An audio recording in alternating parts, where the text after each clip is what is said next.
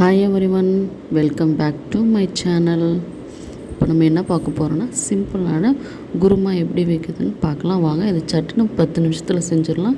ஈஸியான முறையில் எப்படி செய்கிறதுங்கிறத பார்க்கலாம் வாங்க. அதுக்கு ஃபஸ்ட்டு தேவையான பொருள் என்னென்னு பார்க்கலாம்.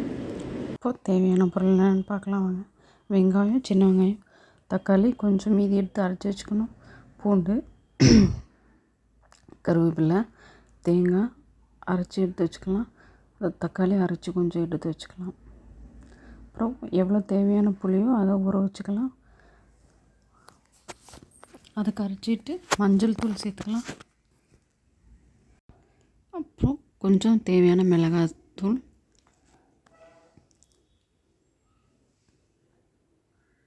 அப்புறம் கொத்தமல்லி தூள் அதெல்லாம் சேர்த்துக்கலாம்.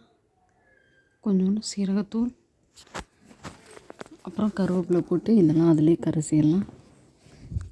உப்பு கொஞ்சம் ஆட் பண்ணிங்கன்னா தேவையான அளவு.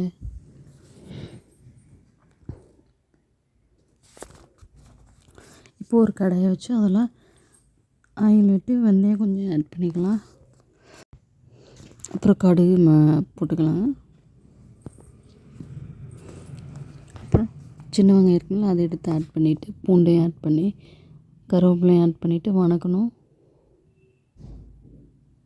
நல்லா வணக்கினதுக்கப்புறம்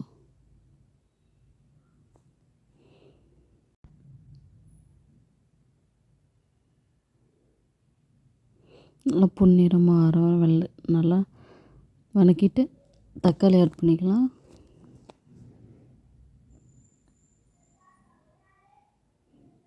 கல்லுப்பு சேர்த்துக்கலாம்.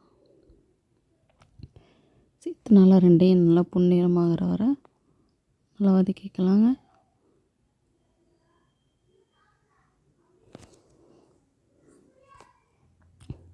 அப்புறம் தக்காளி அரைச்சி வச்ச விழுது ஆட் பண்ணிவிட்டு நல்லா சேர்ந்து கலக்கி விடலாம்.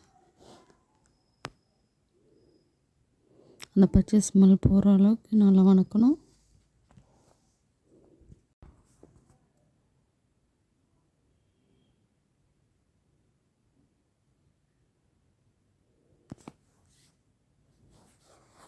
வெங்காயம் தக்காளி வணங்கினதும் இப்போ நம்ம தேங்காய் பால் ஆட் பண்ணிக்கலாம்.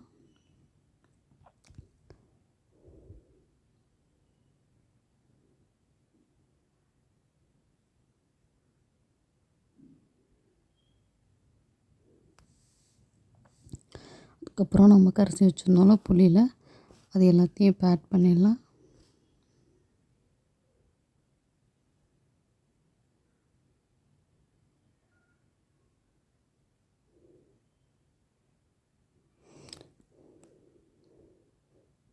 நல்லா கொதிக்க விட்டு இருக்குன்னா எம்டி குருமா ரெடி ஆகிடுச்சு.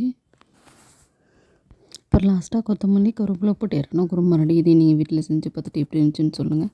தேங்க்ஸ் ஃபார் வாட்சிங்.